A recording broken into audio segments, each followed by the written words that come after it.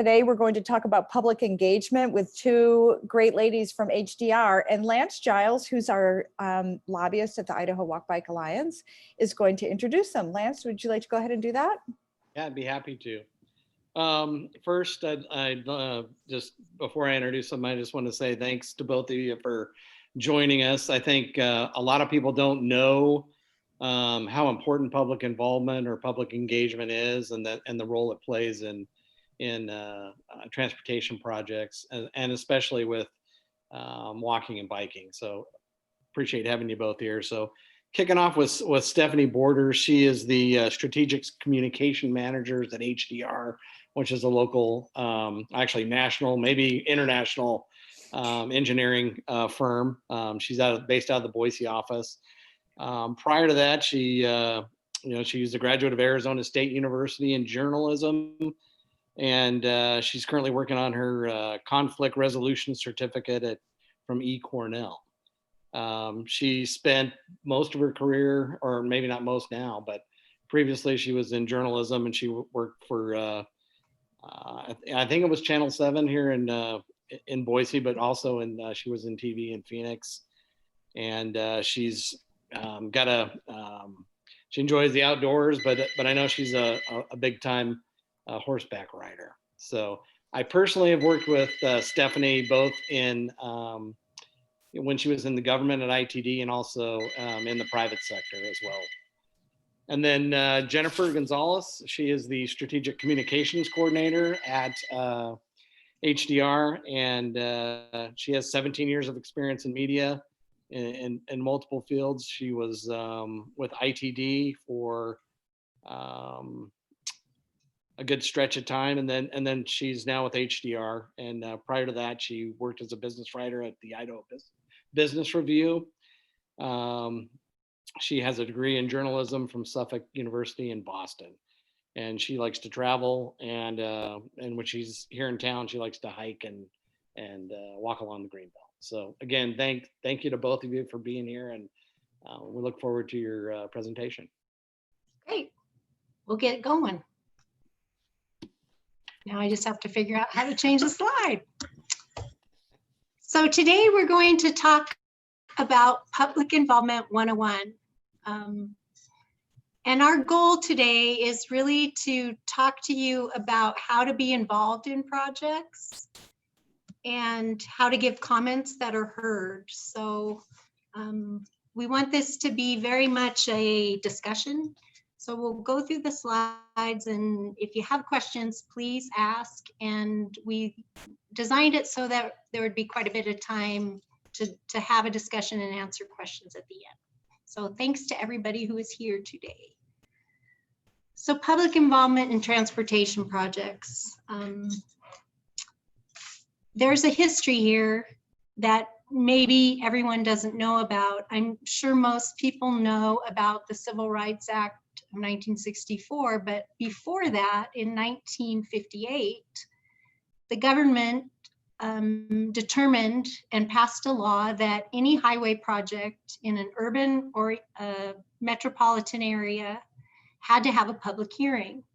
And to have a project certified and passed by the Federal Highway Administration, they had to look at socioeconomic and environmental impacts before a project could move forward.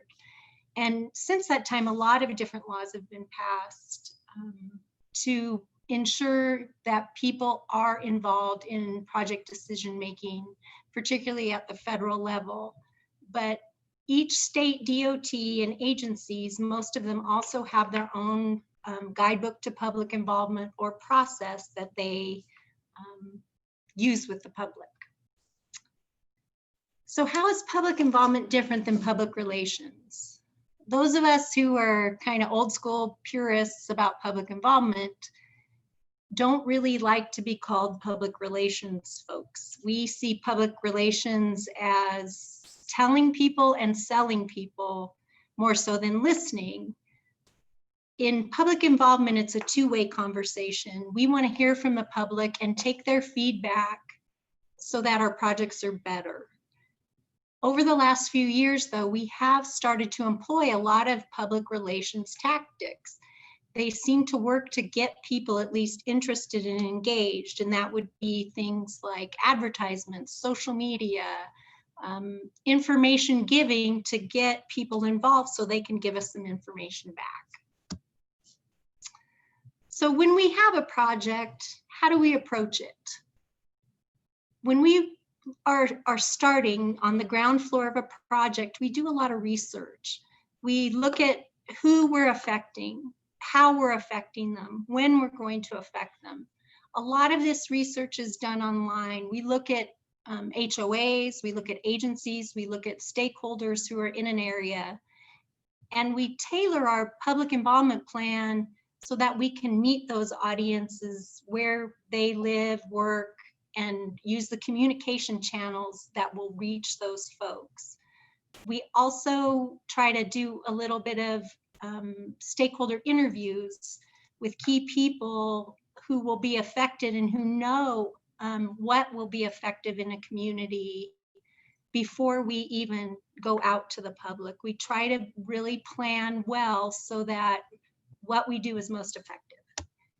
And sort of the Bible for most of us in public involvement is the IAP2 Spectrum. That's the International Association of Public Participation. This is a worldwide organization that helps practitioners like myself and Jennifer do a better job in communicating with the public and having the right ethics and approach to this very important process, because public projects, they affect all of us. We don't want to inflict something on somebody. We want to make sure they're aware and that they've had a chance to talk about it. So there are 5 levels of public involvement according to the spectrum. And I'm going to talk about each one of them a little bit and what that looks like, so that as a stakeholder or a citizen, you can kind of determine the level of public involvement an agency or project is seeking. So the first is inform. We're going to tell you about the project, but we not necessarily really need any input or want any input from you. The top example there is the Real ID Star Card. We have been helping the DMV with that for the past 5 years. And it's really a communication campaign with a call to action. You're not getting on a plane without a Real ID. They extended the date this year to 2021, but it was 2020. And so they're not really seeking comment from the public. You know, it's a federal mandate. You need that ID or a passport or you're not getting on a plane. But we want people to know that so they don't show up at the airport and miss their flight. The second example, the city of Nampa was really proactive 3 years ago. They knew they had more construction projects than they had ever had. And they knew that people would be possibly upset about that if they drove down one street and hit 2 or 3 different construction projects. People like to know, what to avoid. So the mayor of Nampa was very proactive in having us develop this newsletter, and they sent it to every citizen in the city, link, and also pushing a website where you could find out more information about the project. So these are examples of inform. Consult. At the consult level, we do want input on certain parts of the project. In these kinds of projects, what you'll see are surveys, open house meetings, and with COVID, online meetings. So the top project here in this image, ACHD did a really good job of trying to prioritize what bike ped improvements they should do in Meridian. And this happened right as COVID hit. So we transferred everything we were supposed to do in person to online. And they asked people to rank, I think it was more than 100 projects, so they could know how best to spend the money set aside for those projects to meet public need. Involve. Involve is a little, each, as you can see, it's a progression. Each is a little bit more. in Involve, we do these key stakeholder interviews that I mentioned. They're very open-ended questions. We're truly, seeking some input. Workshops. We collaborate with the public. We ask them for their input. Their input does really get reflected in the final decision. Collaborate. And this is, if you guys want to advocate for bike and ped projects, this level, is a really good place for you to do that.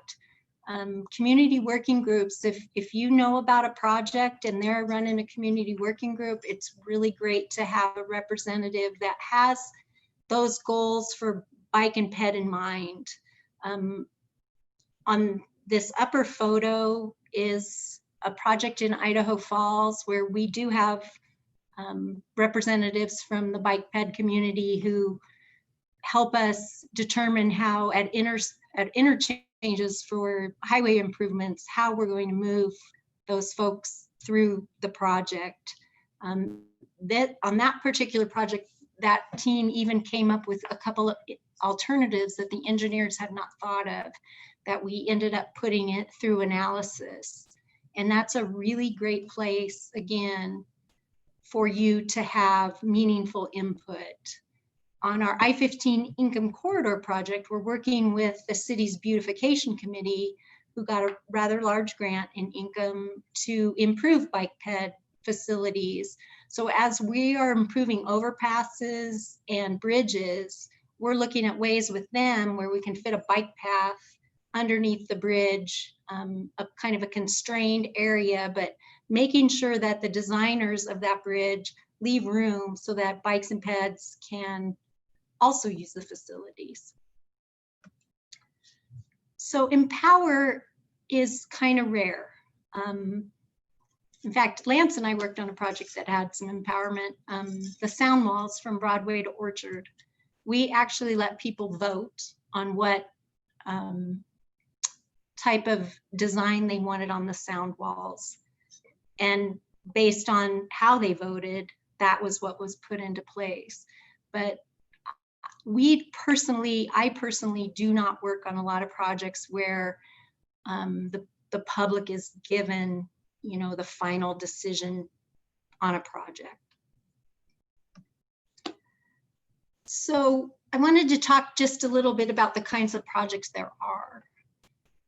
I'm sure most of you have heard of NEPA projects. NEPA projects happen when there's federal funding. They've got FHWA oversight. These are really good places also for you to get involved. ITD has not done as many environmental projects in the last few years, but I happen to be working on one that's going into the EIS stage in Idaho Falls. It was a PAL study where we did take a lot of input from IPED community, but it's so early that we don't have a design yet to really figure out how that's going to work on the ground. Recently, President Trump issued the one federal decision that changed some things in NEPA, accelerated NEPA, but the changes to public involvement were pretty minimal. Really, in NEPA, the requirements are all about notification and hearings and documentation, and they leave it up to the DOTs to determine how that will be implemented and what kinds of public involvement they will do. So the typical projects in the state have 5 phases. There's concept, and concept is really early. It's an idea, and that is a great place to get involved. For example, ACHD recently did 13th Street and Kootenai. They did traffic calming studies on both, and those studies were initiated because both neighborhoods sent in a petition because they were worried about how fast people were driving on those streets, the safety of pedestrians, the safety of cyclists in that area. So it was pretty much a clean slate. We went to the public and said, hey, what do you want to see here? So that, especially for what you guys are advocating for, that is a great place. Funding identification is important because a project's not going to happen without money. Oftentimes you hear people suggest projects, maybe a bypass of Boise or other types of projects, big bridge projects, without funding and without, you know, having some funding set aside for it, it's not worth your time to advocate for something if it doesn't have funding. Preliminary engineering is a great place to get involved too, because the engineers are just starting to design. They're taking from possibly the concept or from an environmental project and a preferred alternative. They're taking that and putting pencil to paper and figuring out exactly what's going to go where. By the time we get to final design, there's much less room to add something like a sidewalk or bike facility. And once we get to construction, which Jennifer's going to talk about here in a minute, we really are to the point where it's that information giving more so than taking. So when to get involved? I would say very early. It's kind of a joke to watch the process like a hawk, but you really have to, the onus, we do the best we can to inform people and invite that, but citizens also have to take the initiative to get involved. So we're consultants. Our next job is probably 2 years ago was where it hit the STIP or a 5-year work plan. We mine these lists. We talk to clients, we look at their lists to see what's coming. And I would say that would be a good place for you guys to also be looking for what's coming so that you don't miss the opportunity to give input. And part of that, I think, is building relationships with the folks that work on those projects. For us, we try to build relationships with the agencies and the clients that we work for, but it doesn't mean that you as a citizen and a nonprofit can't do the same thing. Talking to planners, ACHD has really, they are putting more emphasis on bike and ped planning, and they have some great folks over there that are working on those plans and would like to hear input from your organization and from citizens. Other advocates, you know, HOAs, different nonprofits that are also have your same desires in mind. It's good to talk to them about what they know that's coming. And consultants, you're welcome to call either Jennifer or I, or if you ever have a question on a project, we'd be happy to help you find information about it. So one of the things that I think helps the public is how they give comments. We sometimes get comments that say, I hate this project. I anywhere but here. It doesn't help us, honestly, to figure out solutions. So if you are commenting and involved in a project, it's really important to be specific, to talk about location, to really organize your thoughts so that we understand what you're saying. I have this in red, but as a general rule, if you call people idiots or tell them their project is terrible, I personally had people, I had someone say that I was disingenuous and needed to be fired in a comment on a project. And it's hard for us to want to help people who talk to us like that. We're people too, we're human. And if you attack us through a comment,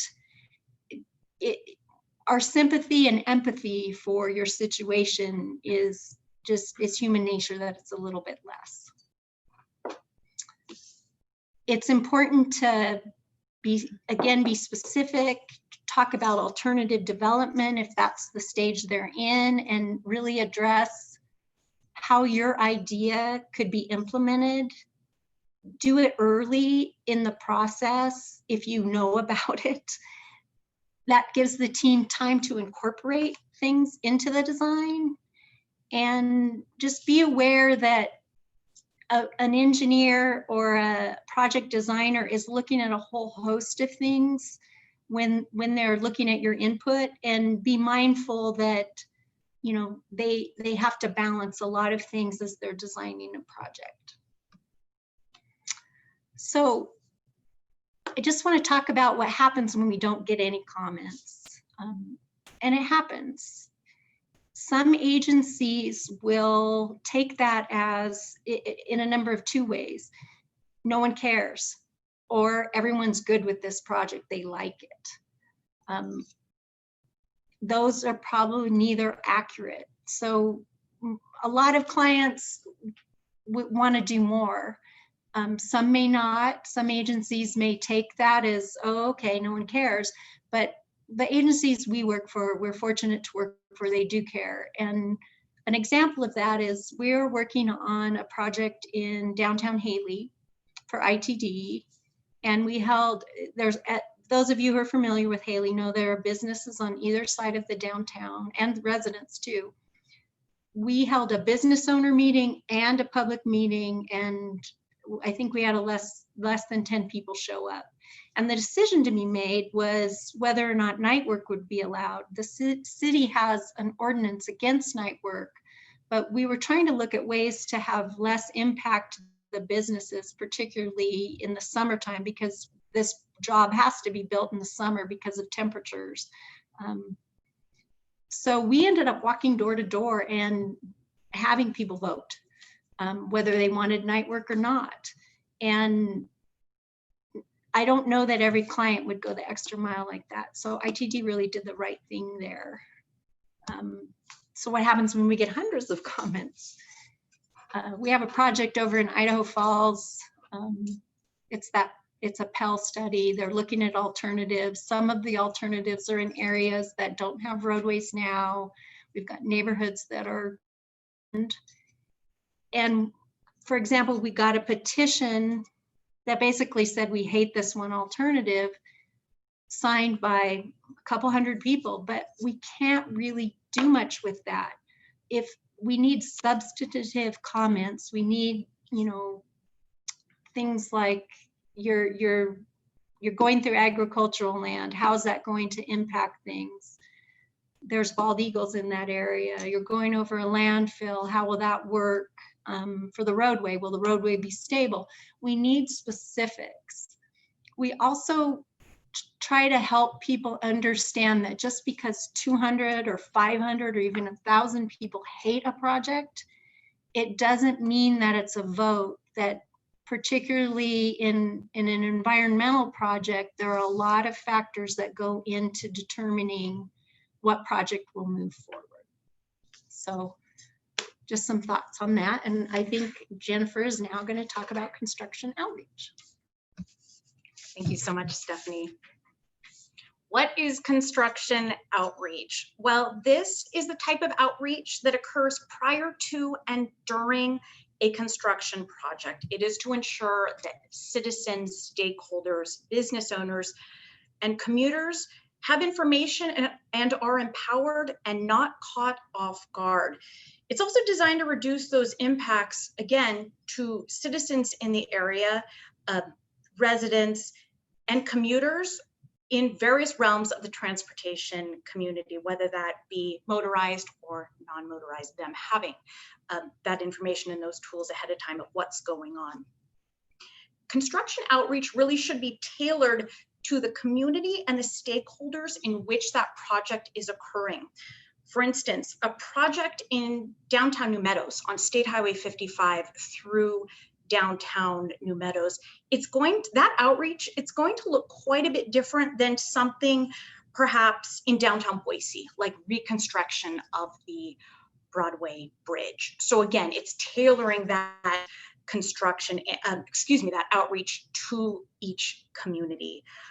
Moving forward, the importance of sharing and distributing messaging early and with our community partners. I'm going to jump back to earlier this spring when the Idaho Transportation Department had a repaving project in downtown Emmett on State Highway 52, also Washington Avenue.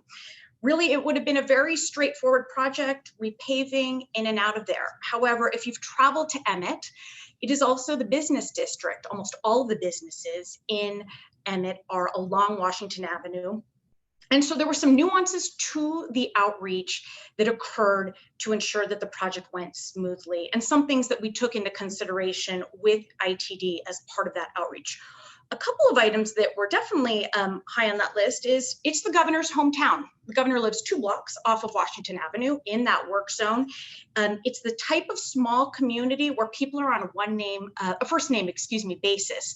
There were many times I was talking to business owners and they would say, Brad came in here for breakfast, or Brad came into the Ace Hardware. So it's that type of political scrutiny in the community. Second, as I touched on before, is there are a lot of businesses that were very concerned about construction occurring in front and potentially impacting their access to citizens that would have either been perhaps on foot, via car, or else even, for instance, trying to access a bank teller or through a drive-through.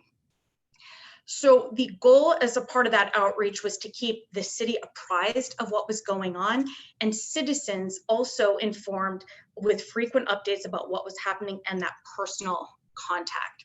As part of this work, how coincidentally, it occurred at the same time that outreach was scheduled to occur, was door-to-door walking, but COVID came along in about mid-March. And so all of that outreach that was intended to be in person, it did shift to personal calls. I was on the phone for many hours with businesses and business owners in Emmett, ensuring that they could get signed up for construction updates about this project. And again, I should mention, as a part of this repaving project, it also included upgrades to ADA facilities and to pedestrian facilities as well. Something that did surprise me as part of this work was the number of citizens who are pedestrians up and down Washington Avenue. So it was critical that they also were empowered with detour information and the best way to access businesses and some of the homes in the area. Moving forward, the importance of staying involved and knowing who is the point of contact. I can't stress this enough, is ensuring that the community, the greater community, knows who is working on a project. Is it the Idaho Transportation Department? Is it ACHD, for instance? And once identifying what agency is managing that project, it's ensuring that you can sign up for construction updates. Almost all of these projects have either a constant contact list that you can sign up for, an email notification, or some type of notification that will allow you to stay informed about what's going on for a specific project.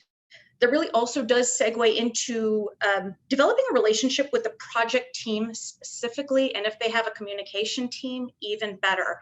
They can ensure and and route your concerns that you may have during a project to the right person.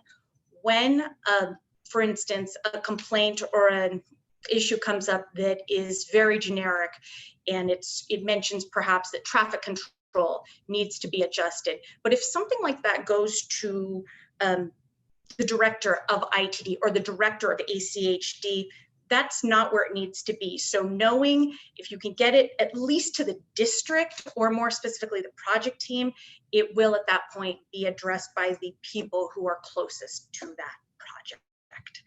And finally, how do we engage during COVID-19? Well, folks, engagement is still happening. We're all here today, and agencies have been forced to get very creative. Projects are still seeking community input, and they have moved to that online format with a larger push. I think what you're seeing on social media specifically to engage virtually. ITD and ACHD, for examples, they have, in many cases with projects, moved to easy to navigate online meetings that allow citizens to share feedback and input virtually 24 hours a day from their phone or their laptop. and provide a comment during a designated comment period. So just because we're not, as this slide indicates, that we're not in a room together, it doesn't mean that agencies are still not seeking comments on projects. It is just in more cases moved to an online format. And finally, this is absolutely me in this case, everybody's attention span is very short, and maybe I'm also just speaking for myself. There's so much going on in the world today. We are getting emails and asking to engage in so many different virtual formats. So I just highly encourage anyone to consider the messaging they're putting out. Keep it punchy, keep it short. I don't want to be reading an encyclopedia. So keep your language and messaging on point.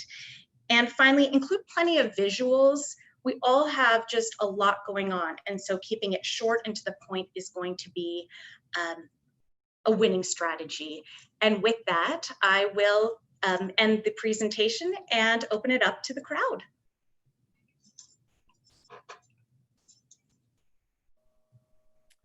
Thank you, ladies. That was wonderful, and nothing like getting some professionals to talk about this. Sarah, I assume everybody can unmute to ask questions. Is that right?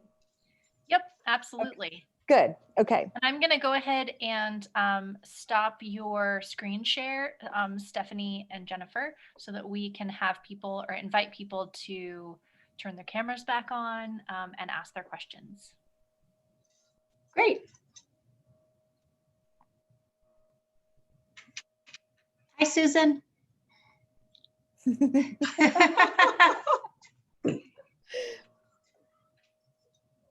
I know if no one's jumping up. Go for it. So my question is, so for these projects that you work on, I would imagine that employing good public outreach is probably maybe an expensive endeavor. So I'm wondering if the funding that these different institutions or organizations get to do these road projects, if there's any sort of limitation on their abilities to use some of that funding for public outreach. No, there's not a limitation. Our budget is usually the smallest part of the project. And sometimes it's the first to get cut, honestly, because the engineering is important and safe roads are important. But yeah, a lot of times we're embedded in an engineering firm. So a lot of the projects we get, we are teamed with our engineers to work on. Some come out from agencies separately, and we put together a scope and man hours based on, you know, the client, what the client needs, and just negotiate pretty much like any other consultant.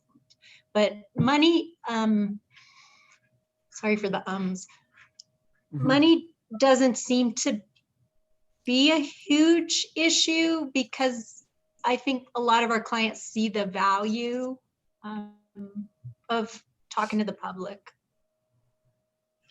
Well, and I think also to add a little bit, really when it comes to some of the dollars, it also comes down to the type of project that it's going to be. So I use that New Meadows example. The outreach and some of the tools that were used on a project like that were completely different and than something like the Broadway Bridge, another project that I was involved with, just because of how many, just the population, just everything with either of those projects. And it's not to diminish a smaller project at all. It's just simply different tools that are out there. If I'm working on a project in Adams County in some places where citizens still rely on dial-up, it's probably not going to be really wise for us to be using, taking out social media ads if they really don't have the best electronic access. So I do think it can vary project to project, which also then is where the money component can also pivot. Good question, Sarah. I'm going to ask a question. Sure. So I was part of a work group, this was a few years ago, on a big road project. In fact, I think it involved both ACHD and ITD. And there were several of us in the group that were really concerned about bike ped facilities. And what we were told at that time, because I was thinking about your slide that said early bird, right? Be early in the process when you make comments. So we all talked about it. And as you know, bike ped facilities are very detailed and they're small in size compared to widening the road for another lane or two, right? So we're talking, you know, do we widen the sidewalk by 2 feet? Where do we put the ADA ramps and detailed things like that? And we were told we were too early, and Oh boy. so we said, well, when is a good time? Because we are available to talk about these things and we really want to participate, and we feel like our voices, this is what we do, and we want to make sure it gets done properly. And they said, well, we'll call you when it's time for your input. And we never got a phone call. And so I'm not sure what the question is in there. Maybe it's more of just a frustration that we hear from a lot of people. They don't know when to provide input. And you guys obviously are super professional making this big effort. I don't know that everybody does that. And so what's your recommendation? Well, I think you have to be kind of pushy in a nice way. But in my experience, we need to be aware early that there is a pedestrian bike need. You can't wait. And I don't know what happened with your project, but I know that the one that we have in Idaho Falls that we are working on, we can't really design anything yet because we don't have a preferred alternative, but the team is very aware and still listening to the community about what needs to happen when we get to that point. I think you kind of have to push, again, nicely. I'm sorry that happened to you.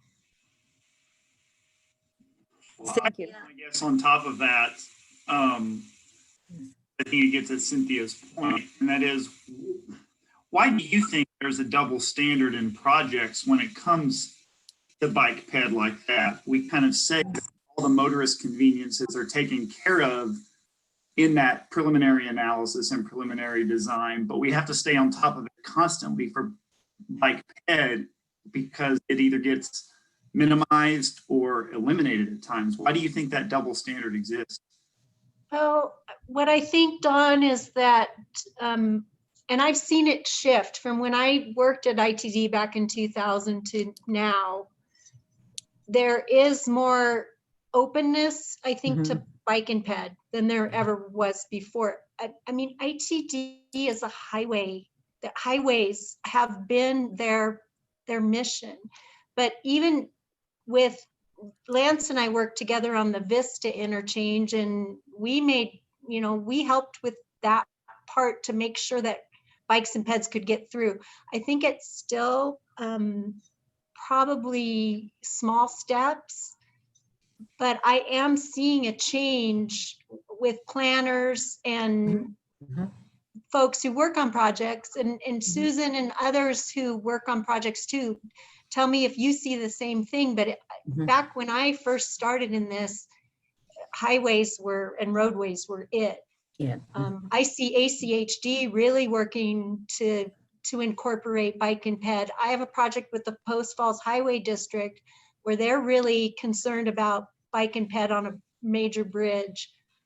I think it's changing, but it's slow. It's probably slower, you're right, Don, than you would like. Susan, do you see the same thing? Yeah, Steph, this definitely lets everyone know how old I am because I've been doing this for so long, right, Cynthia? But I have to tell you what I've learned over the years, and I think Stephanie has too. I think whether it be I work for LTAC, so I do work with ITD, I mean, we do sidebars with them all the time.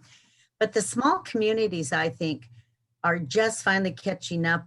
And Stephanie, I think you know this better than anybody. The small communities I work with up in districts 1 and 2 are just finally understanding how important it is, even small communities, understanding how important it is you reach out to the people that live there, and they're finding out the hard way that if you don't, you know, when it comes time to starting a project, you're going to get, you know, they will get blasted in the face. And that really happens. Steph, I think the one I'm thinking, there's projects, as you know, Steph, in Benoit County that are still, I mean, if you don't ask people, you don't let people know they you know, they can have their questions answered, you know, they will pay, you know, they will find out that there will be delays in the projects and so forth.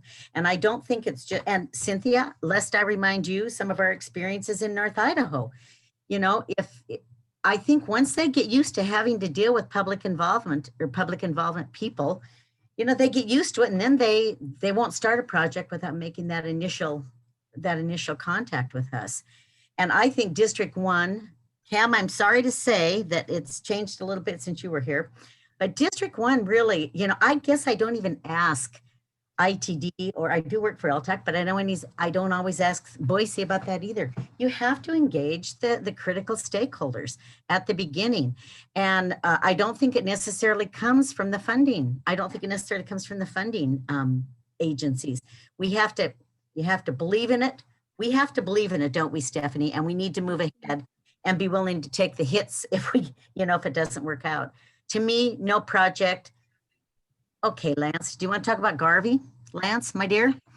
You know, I mean, if we wouldn't have engaged some of these communities along US 95 in North Idaho, I can't imagine what District 1 would be like now. And I don't think that everybody initially understands how important it is, but by the time the project ends and we're cutting ribbons, I don't think there's anybody that doesn't believe in it after they've been through a real tough project. I don't know if that makes any sense, but I don't think public involvement is optional. I think it's an absolute necessity.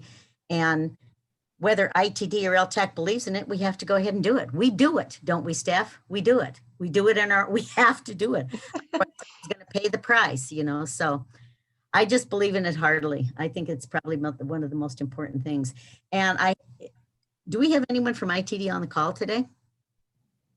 No, I'll go ahead and say that. I think ITD honestly is keeping up with it. I mean, I think ITD, even in Boise, you know, I talk to Scott Stokes regularly about what may be going on in Benoit County or what may be going on in District 2.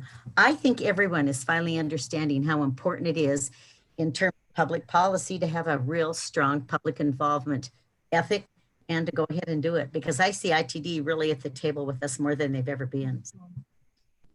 Does that sound like I do public involvement? Pardon? Ken from ITD is on. Ken, do you want to say anything? Yeah, sorry, I was fumbling around on the in video button, trying to chime in a timely fashion. My apologies. Yes, we're upping our commitment to public involvement as well. This year, we've actually probably had our most robust public involvement of our ITIP that we've probably done to date. We did a previous silver lining presentation on helping the public understand how to decipher such a complicated document. And we upped our game on responding to the comments and giving our board ample time to actually review the comments before they vote. And we've integrated a couple other items with our virtual public involvement and involvement in our planning documents, not just projects. This has been very project oriented discussion, but we're doing that for our planning documents as well. And back to Don's original question about funding and how agencies maybe aren't giving as much funding to bike ped facilities. I think I'm hopeful that, you know, that's growing.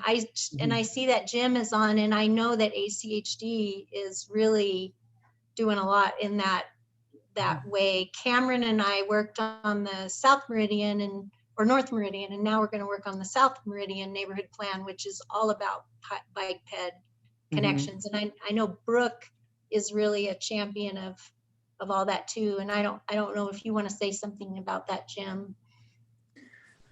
Well, first, apologize for coming in a little late to the session. I wondered whether there might be some model out there, some pilot out there, where just sort of the shift in the way you just entirely approach projects, and then it's you start as if it's not a road agency that's initiated it, it's a neighborhood, it's a business, set of businesses, a development, or a city, and it's about moving people safely. And so you just completely don't think about the street and the pavement and the cars first. You start by thinking, how do people move about in this area, and where are the, obviously, the problem areas that have precipitated the need for this project, or that's, you know, we clearly want to say enhance the movement of vehicles through an area, but you know, there's lots of other things. So let's approach it as a community where people are moving about. How would we do that? And you talk about all the various stakeholders, the people who live there. Not only, the thing with pedestrian and cyclists is, if it doesn't feel safe, we don't use it. So we avoid it. Whereas a road that needs to be improved, people are driving on it and complaining it needs to be improved. There's congestion, you know, there's delays, whatever the problems are. But because it's unsafe, we just avoid it. And so there isn't necessarily, it's a very different set of a way of approaching it. So if you approach it from the standpoint of, well, people aren't walking and biking in this area, and so businesses don't want to build near the street, and there isn't, it just doesn't feel like a neighborhood or a town. So let's approach it from the standpoint of, what would we need to do to make that happen? And then sort of bring in the analysis of and scoping out how to then move vehicles through that environment. And I think it just makes sense for every single town. Once you're out of town, then okay, we can assume people are going to be driving. But in any municipal area, small as it can be, if you approach it that way, then I think you don't think about, okay, well, eventually later on, eventually we have to do outreach. And so my question is there some model? And I think HDR does a great job. And so in your professional connections around the country, is there some modeling that does that says, you know, all road agencies take this approach when they, as soon as they enter the city limits, as soon as they enter a neighborhood? That's a good question. You know, I think what we all face, and smart growth, Deanna probably can talk a little bit about that approach.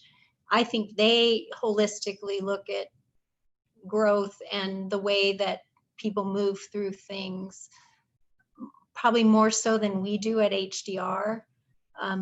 A lot of our clients are already in a built environment, and we're trying to put something into that built environment that will work for everybody, which is a little more difficult than starting from scratch.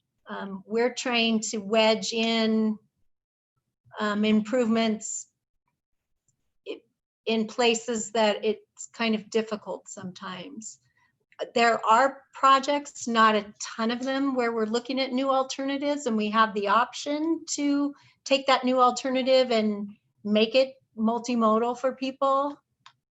But a lot of, in my experience, what Jennifer and I get to work on are things that are improvements to existing, or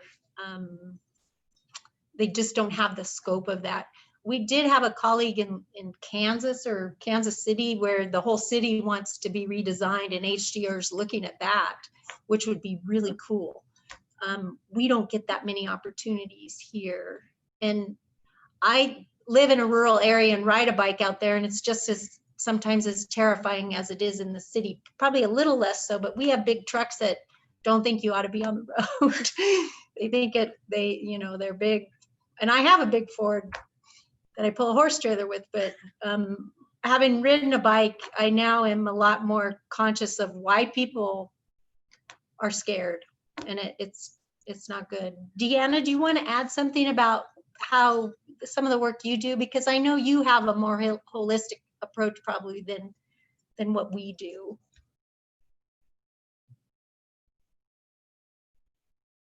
Sorry, I forgot to unmute. Not really, Stephanie. We also find ourselves in as often in existing infrastructure as much as new, or existing built environments as much as new, and encounter, you know, many of the same challenges. Cynthia and I right now are actually trying to work with a lot of the Boise neighborhoods who want to figure out how to traffic calm in their neighborhoods, which is, you know, every street, every place, you know, we have everything ranging from streets that are too wide and built much more recently with curb gutter sidewalk that maybe it wasn't detached, to, you know, places that were built 50 years ago that have none of that. So it's always a challenge. I have to say I commend, and you know this, HDR on using a real robust public outreach. And there are some other firms that are as robust and good as you guys, but not all of them are. And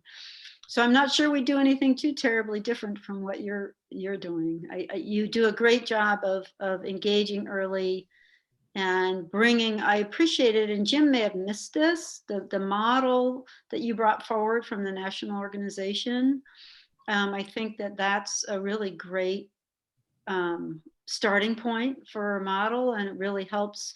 And I appreciated Susan's comments about sometimes those of us who do this, we just have to push further than maybe people think they're ready for public engagement, because we know it works. We know the outcome is always better. People are happier if you work with them. I just want to touch one more time on what Don said. I know we keep going back to Don's comment, because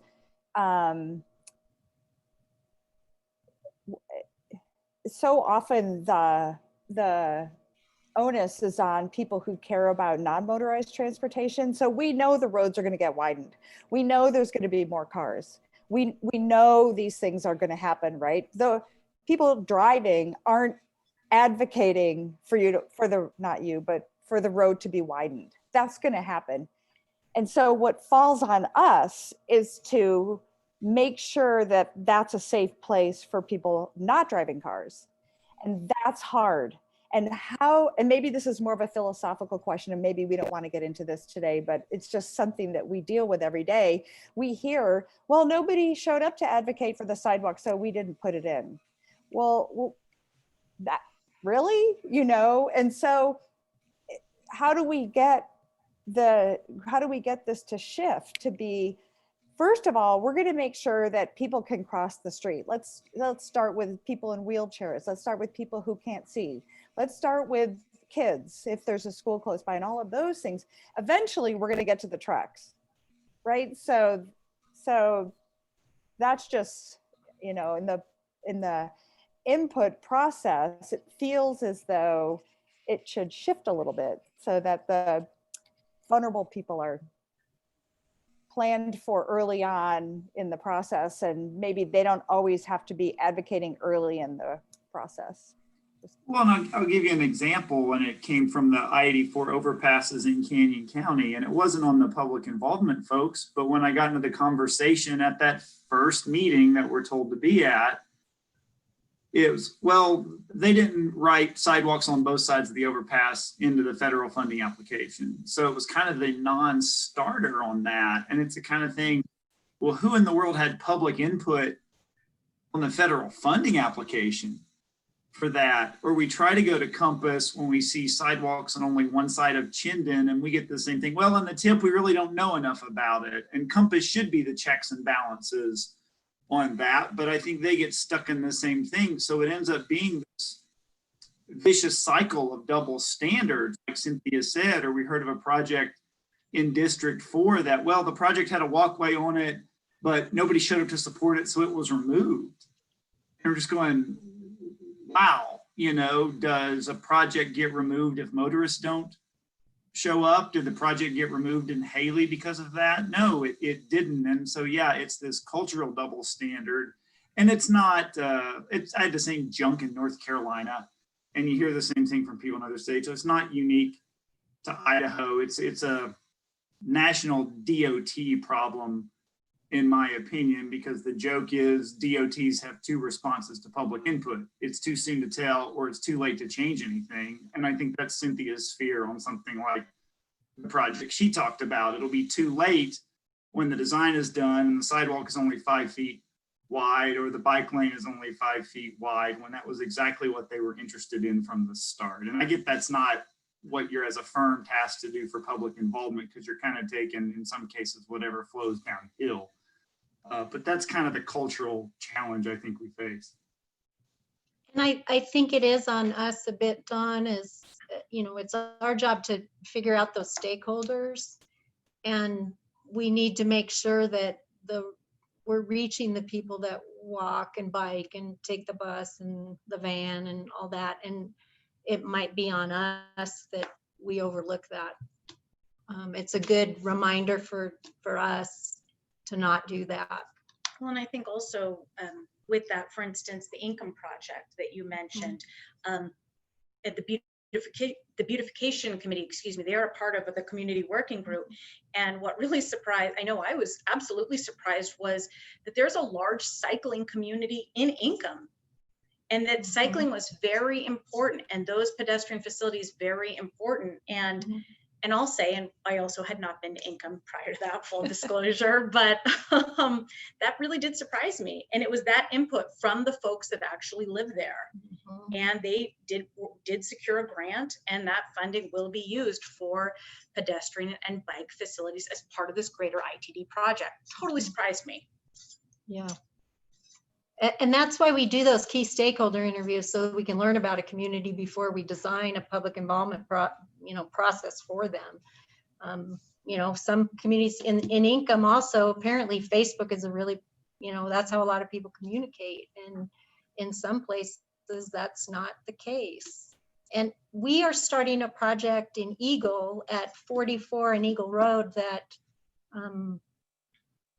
ITD is concerned about bikes and peds. So we'll be reaching out to a lot of you about that and showing you what they've designed. It's a half continuous flow intersection. It's the first one in Idaho, and getting people through that, not just cars, is going to be critical. So for example, on that project, I'm seeing Jake Melder and the project manager are both very concerned about bikes and peds. And I don't know, we're working on the construction outreach. We didn't work on the public involvement side of it, but I'm hopeful that, your interests are being considered more than they were in the past.